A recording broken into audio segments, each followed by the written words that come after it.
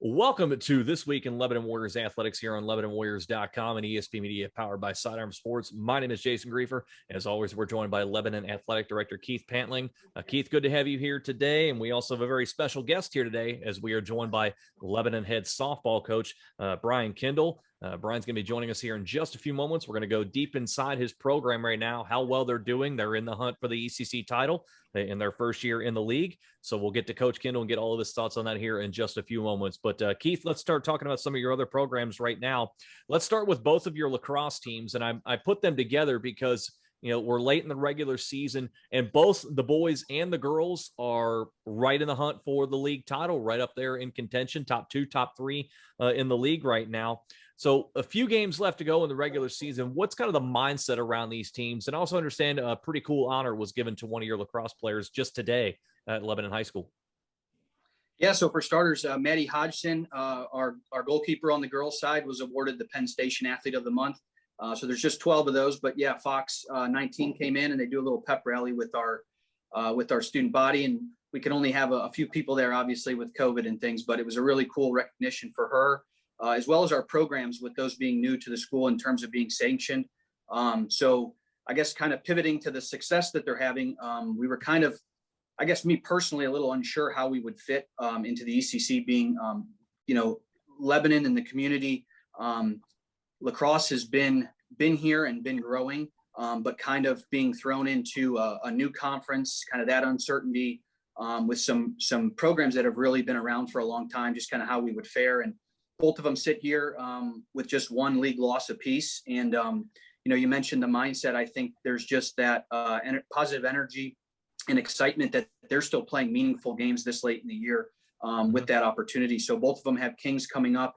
The girls last night were out at Anderson to finish up a rain delayed game. And again, they're winning by the skin of their teeth, but I was talking to a few of them earlier. A win's a win. So they eked out, I think it was 13-11 or 11-9, a 2-goal game. But, and then the boys at Turpin last week, a 10-8. So just keep grinding them out and keep working hard, and the success and the results will occur. So, but yeah, a lot of meaningful games, and they're kind of front and center right now in terms of their excitement and people following along their success. Let's switch gears and let's go to the tennis team. And it's been a tough year for the tennis team in its first year in the ECC, to say the least. But nevertheless, a big chance here today, as we're recording this around noontime on Tuesday. They're up in Mason competing in the ECC championships here today. So yeah, the regular season didn't necessarily go our way, but you still got a chance to make a lot of noise up there. Right now, everybody's gunning for Anderson as they ran the table in the league to finish 8-0. With the way your team performed on the season in a tough league, are they kind of going into this tournament here today with the preparation kind of, hey, we have nothing to lose. Let's leave it all out there and throw everything we have at whoever we match up with and see where the chips fall? It's funny you say that. I was out there this morning. I'm going to head back out there this afternoon, but two of our seniors that are actually are typically our first singles and second singles, kind of realized that they didn't have a good shot at winning in those particular tournaments today. So they're really good friends, Kevin Brennan and Ilya Whitaker. So they're actually competing today in the doubles. And so that gives them an opportunity to really compete, perhaps bring home some hardware. So I'm going to go check them out later in the day, and then, see what they can't do. But you talked about really enjoying it and playing loosely. I was out there this morning watching them, and all smiles, just kind of a different taste, to have that camaraderie and play a team game today for those two seniors that have kind of been the leaders of the program was really cool to see. So they're having fun and enjoying the game, and what a beautiful day it was out there. And we'll be keeping an eye on that, see if they can do a deed. Those two in particular, maybe some others bring home some hardware back to the high school here. Let's switch gears and let's move on to the diamond here. And before we get to Coach Kendall, let's talk about your baseball team and the ride they're on right now. You look at the league standings right now, they're 5-5 and sitting down in 8th place in the league. And you're thinking, oh my gosh, 8th place, what's up with that? You look at the league standings, they're one game back in the loss column of first place. Turpin leads the league at 8-4. You've got Walnut and Kings at 7-4, a whole host of others 6-5, 6-6, and you're right there. It's like the NL Central. You're not kidding. It's jam packed from top to bottom here. So a lot to be decided still. And you've got games coming up in the next 4 days against West Claremont and Loveland. Both teams, West Claremont up there at 6-5, Loveland right behind you in the standings. So it's anybody's league to win. But I want to focus on one of your players right now, and Brad Beiersdorfer, and the way he just continues to just obliterate the baseball. He's hitting 455 on the year, leads the ECC with 25 runs driven in on the season. In talking to the coaches, or maybe even seeing yourself with Brad when he's out there on the diamond, what's your sense of the effect he has on the lineup offensively when he's seeing the ball like he is and just tearing the cover off of it? Well, obviously it helps and provides results. My impression of Brad, though, is that he's got a great personality and he's a great fit for the team and brings tremendous energy. His walk-up song is I don't know if you followed WWE wrestling back in the day, but the Big Show. He comes out to the Big Show for at the plate, so he's got the hair flapping and but he brings a lot of fun, positivity, and good energy to the team. So and I think they feed off that. And then when the bat gets hot, that only permeates more so in a positive direction. So, but across the board, you talk about playing meaningful games. You really hone in on the details right now because every inning, every out, every pitch could be the difference between, 8th place in the league, like you said, or 2 days later, you could be up there in 1st or 2nd place. So they're having a lot of fun in just playing meaningful baseball right now. Yeah, and goes, as you said, from top to bottom in this league, save for Winton Woods, who's had a tough year both on and off the field. I know they've had some COVID related things going on there, but nevertheless, anybody can win this league still, and that's what you like with a couple of weeks left to go into the regular season. Now let's get to our special guest here today, softball head coach Brian Kendall. Coach, first of all, we do appreciate some of your time here today. Let's kind of do kind of a bit of a recap as far as where we are in the standings right now. Overall, sitting at 13-4 on the season and 10-1 in the first year in the ACC. You're tied with Milford and West Claremont in the loss column. They're both sitting at 11-1 right now. You've gotten the bats going as of late, winning 5 in a row, all of them by double digits right now. In the way you've gone lately in particular, let's focus on these last 5 games right now. What's been the biggest key to this latest offensive output where you're putting up double-digit runs seemingly every time out? I think probably we're starting to become a little more consistent in all 3 phases of the game. We clearly have taken better at-bats. We're more disciplined at the plate, willing to hit the ball to the opposite field, not chasing bad pitches. In addition to that, base running, defense, pitching are all just becoming a little more consistent. And that's led to, our last 5 games and the success that we've had. Focus on one of your players in particular who's been a huge spark for you offensively really all year long, and that is sophomore Reagan Vunak. And you can't help but marvel at what she's done in the year. She's hitting .585 on the season and also has 20 RBIs. So not only is she putting the ball in play, getting on base, she's driving in runs and doing it. And just as impressive. And Keith and I were talking before we started recording. She is just a sophomore. So really getting her first taste of long-term varsity experience right here. What's impressed you the most about the way she's handled herself on the field and in particular at bat where she's hitting just under 600? I think it's, her approach. This is, and one thing about Reagan is she's kind of grown up in this program. Her sister Riley was a 4-year varsity player for us, had a really nice career here. And Reagan's just kind of always been around the program and, is somewhat familiar with how we do things, even though she is a sophomore, or really you could almost say a redshirt freshman since we didn't play last year. Sure. But, she's kind of grown up around the program, knows how we do things, and has really dedicated herself to the sport of softball. So, I'm not surprised. She's very, very talented, and I'm not surprised she's having the type of season that she is. Keith, what's your impression been of Reagan, seeing her, as Coach said, basically a redshirt freshman coming in here? She's been around the program, as she said, with her older sister going through, but to now see her on the field in her first year of varsity experience and just hit the ball the way she has, what's that been like for you to watch?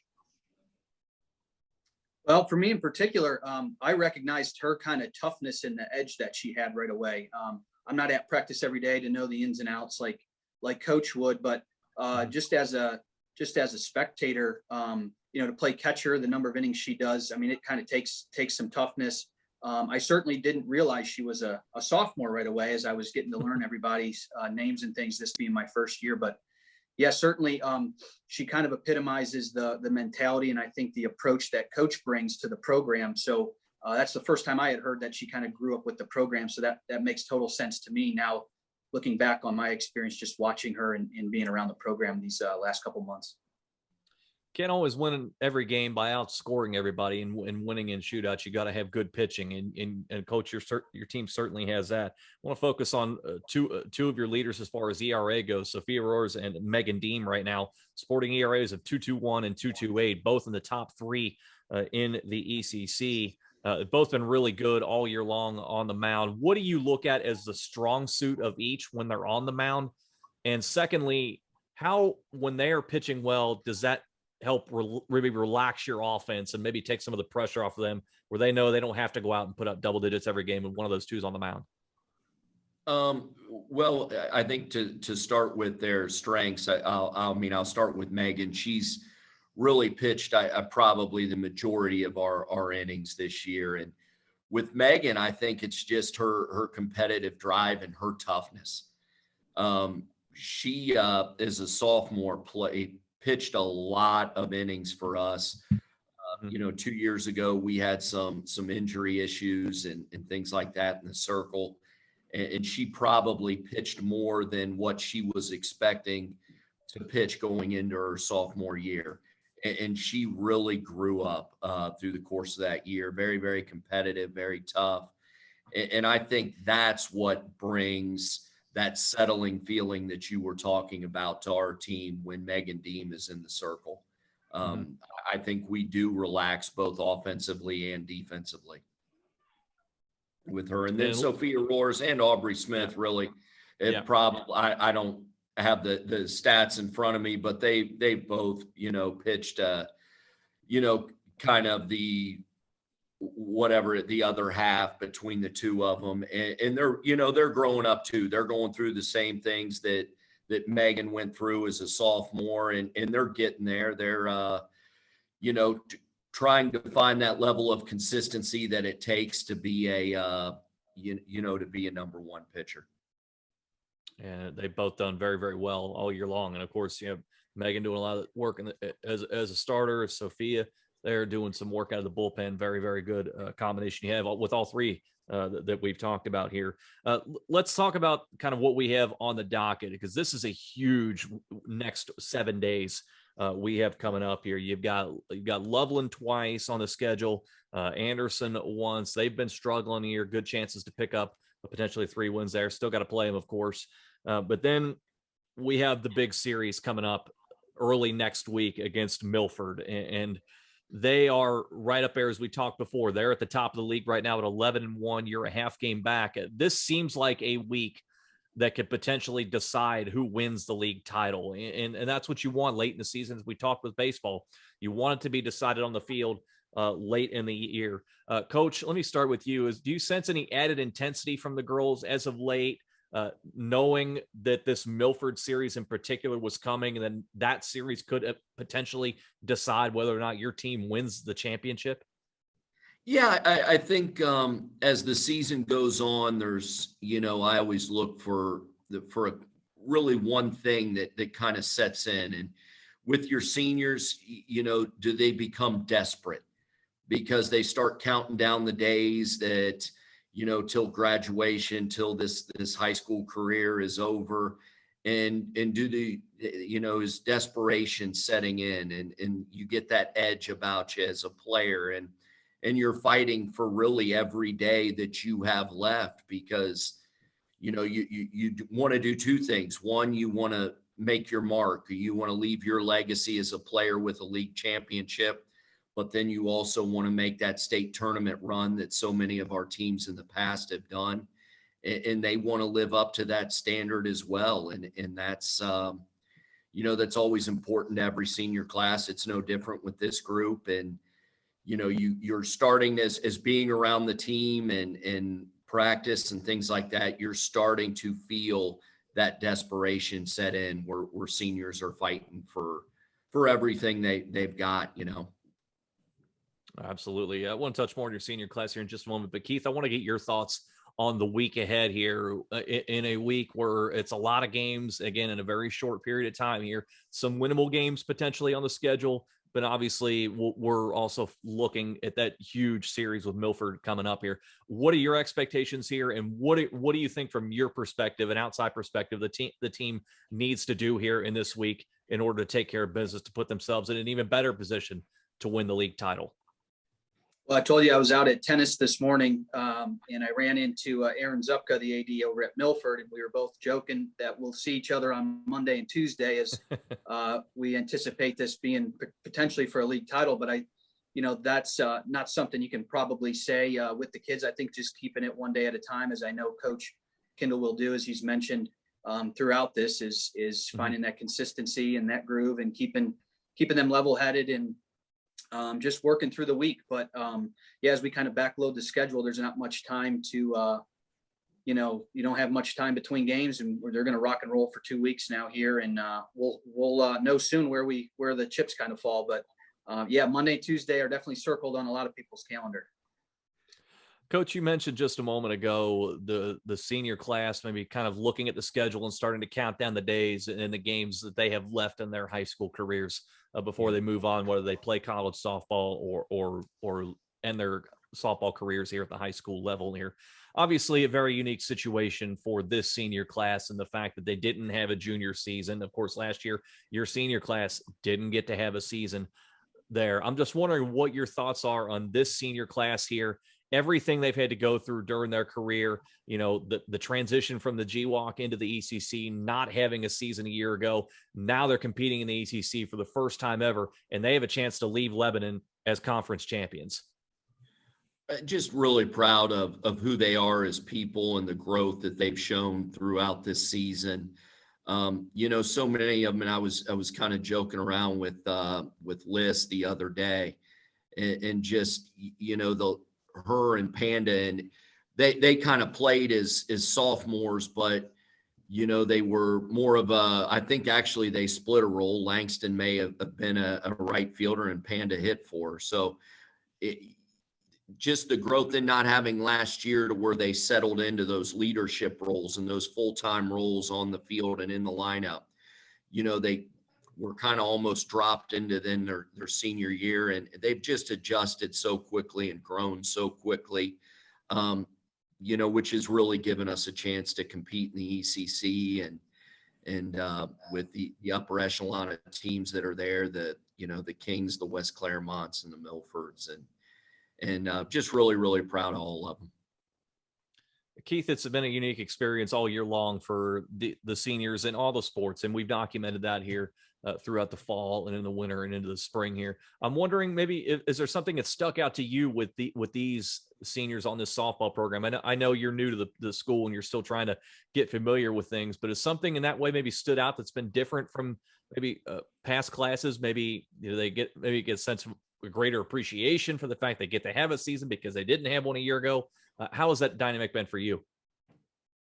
I think that word appreciation is something I used before for all of our spring sports, really, that there is an appreciation to be out there and be playing. And I think it's really cool that our coaches recognize that and instill that on a day-to-day basis to talk about things. I think recognized more so than ever with this class in particular is, we talk about 4 years going really fast and to slow down and soak it all in. Because as you know, 5 years down the road, you wish you could have this time back. And I think that there is a real appreciation for competing this spring. And I see it across the board in all of our sports.